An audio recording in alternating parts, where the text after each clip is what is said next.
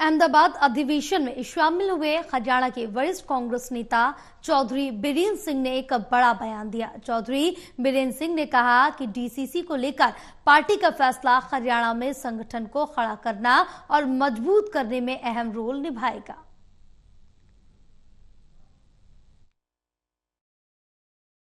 गुजरात अहमदाबाद के साबरमती तट पर कांग्रेस का अधिवेशन और यहां पर बड़े भाषणों के जरिए कांग्रेस पार्टी ने अपनी बात रखी है। कांग्रेस अध्यक्ष खड़गे हों या फिर राहुल गांधी या फिर अन्य नेता, और ऐसे में राज्यों पर फोकस करते हुए अब विशेष रणनीति पार्टी की तैयार करेगी। हरियाणा पर क्या है फोकस और इसको लेकर क्या है इरादे, बात करने के लिए हमारे साथ जुड़ गए हैं पूर्व केंद्रीय मंत्री वरिष्ठ कांग्रेस नेता इस वक्त हमारे साथ हैं चौधरी बीरेंद्र सिंह। बीरेंद्र सिंह जी, आप भी अहमदाबाद में हैं और ये बैठक काफ़ी महत्वपूर्ण रही है। क्या एक बड़ा मैसेज निकल कर जाएगा राज्यों की राजनीति की अगर बात करें? देखिए, सिर्फ हरियाणा की राजनीति तक सीमित नहीं है, या मैं भी वहाँ तक क्यों सीमित रखूँ आपको। बात यह है कि कांग्रेस ने इस अधिवेशन में कांग्रेस के कार्यकर्ताओं को एक नई लड़ाई, एक नया संघर्ष, एक नया स्ट्रगल करने के लिए आह्वान किया है। और वो आह्वान इस बात को सामने रखे है कि जिस प्रकार से बीजेपी और आरएसएस सत्ता में आके इस देश के विभिन्न जो इंस्टीट्यूशन हैं, संस्थाएं हैं, उन पे कब्जा अपना करने का, फिर चाहे वो वक़्फ़ का कानून बनाने की बात हो, अब ये बात भी कही गई कि जो क्रिश्चियंस की भूमि है उन पे भी बहुत है, उस पे भी विचार अब किया जाएगा।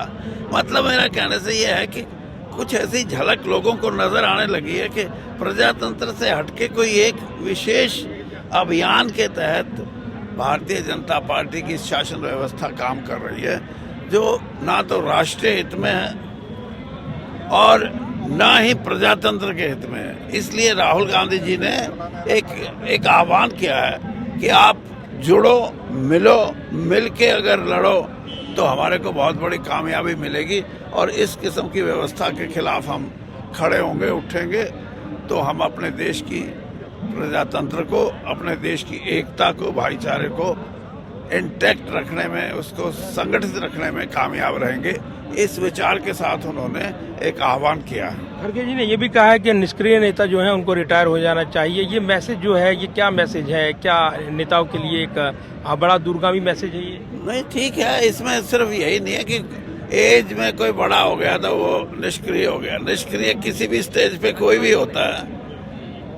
वो सही बात है कि या तो निष्क्रिय से वो क्रियाशील हो जाए या वो कहेगा अच्छा बहुत हो चुकी मेरी राजनीति, अब मैं राजनीति में ज्यादा ये जरूरी है, क्योंकि नई पीढ़ी को भी तब ये लगता है कि जब ये लोग जो निष्क्रिय कहे जाते हैं या हो गए हैं, उनको अलग करके नए लोग जब आएंगे वो ज्यादा शिद्दत के साथ काम को करेंगे।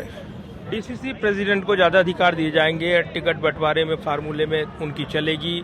ये कैसे देखते हैं आप इस निर्णय को? हरियाणा पर क्या असर पड़ेगा इसका? हरियाणा में अभी तो संगठन बनना है। डीसीसी का संगठन जिस किस्म की रूपरेखा यहाँ दी गई है, अभी तो हरियाणा में तो डीसीसी है नहीं, जिला कांग्रेस कमेटियाँ नहीं हैं। इस चीज़ को देखते हुए हम उम्मीद करते हैं कि जिला कांग्रेस कमेटियों का गठन जल्दी हो जाएगा और निष्पक्ष हो पाएगा, सबको भागीदारी मिल पाएगी। ये देखिए, पक्ष या निष्पक्ष की बात नहीं है। बात यह कि जब एक संगठन होगा तो संगठन में लोग जुड़ेंगे। अब तो जुड़ने का क्रम नहीं है। अब तो सिर्फ वो जुड़े हुए थे जो कहते थे टिकट मिल गई तो हम कांग्रेस ही, नहीं मिली तो कोई कांग्रेस नहीं।